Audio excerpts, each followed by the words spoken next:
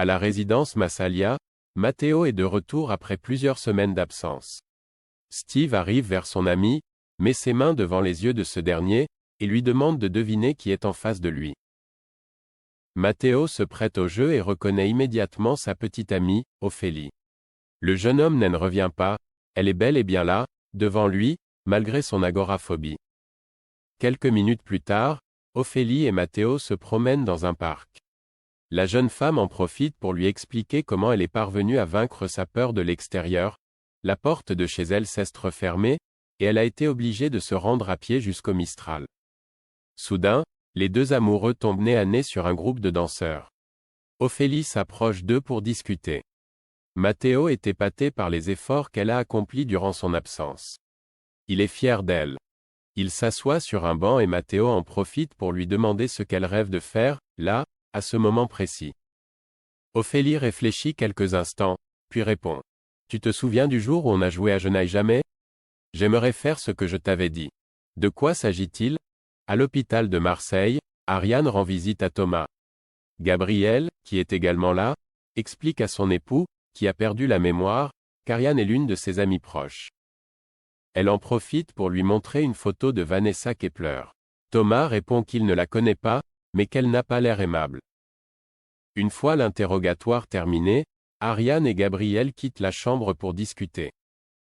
La policière demande à son ami s'il tient le coup, et il répond « 12 années de vie commune qui partent en fumée, ce n'est pas évident. » De plus, il informe Ariane de l'incident entre Vanessa et Thomas au sujet du rachat des parts du Mistral. Suite à cette révélation, Kepler est convoqué au commissariat. Ariane et Patrick lui demandent pourquoi elle a prononcé des menaces à l'encontre de Marcy lors de la soirée organisée par la mairie. Cette dernière répond qu'elle parlait de Blanche, et non de Thomas. Plus tard dans la journée, Ariane informe Patrick qu'elle a découvert que Vanessa appelait très souvent un numéro. Il s'agit d'une entreprise de détective privé dirigée par Arthur Grégorian, un ancien policier qui a été viré pour cause de magouille. Les deux enquêteurs rendent visite à cet homme afin de lui poser des questions.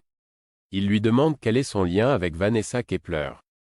Sous la pression, Arthur répond que la femme d'affaires lui a récemment demandé d'enquêter sur Thomas Marcy. Pour quelle raison ? De son côté, Aya conseille à Kylian de rendre visite à Thomas, mais le jeune homme ne veut pas y aller, car il a peur d'être présent quand son grand frère va se souvenir que leur père est décédé. Finalement, Aya parvient à convaincre son ex-petit ami. En arrivant à l'hôpital, Kylian montre à Thomas des photos de l'effondrement des immeubles.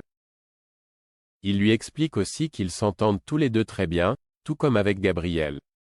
Mais Thomas ne se souvient pas de son mari, pour lui, son grand amour reste Nicolas Barrel. Soudain, Thomas demande à son frère pourquoi leur père n'est toujours pas venu le voir.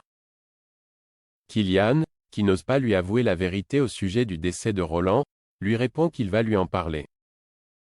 Plus tard dans la journée, Gabriel montre à son époux des photos de leur mariage. Mais rien n'est fait, Thomas ne se souvient de rien. Soudain, Blanche arrive et le regard de Thomas s'illumine.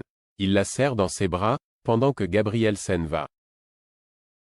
Thomas confie à son ami qu'il n'est pas sûr de vouloir se souvenir de Gabriel. « Je suis vraiment marié avec lui ?» Il demande à Blanche s'il était réellement heureux avec cet homme, et elle lui répond qu'il traversait une période compliquée, mais qu'ils s'aimaient au point qu'ils ont eu 2 enfants. Blanche en profite pour lui confier qu'il n'était pas très bien depuis quelque temps, notamment parce que Thérèse et Baptiste lui manquent terriblement. En entendant ces 2 noms, Thomas ressent quelque chose au fond de son cœur. Blanche continue en lui murmurant le prénom d'Emma, Mathis et Yaël. Thomas est heureux de ressentir quelque chose. Mais malheureusement, rien ne se passe lorsque Blanche prononce le prénom de Gabriel. Thomas est perdu et fond en larmes sur son lit d'hôpital.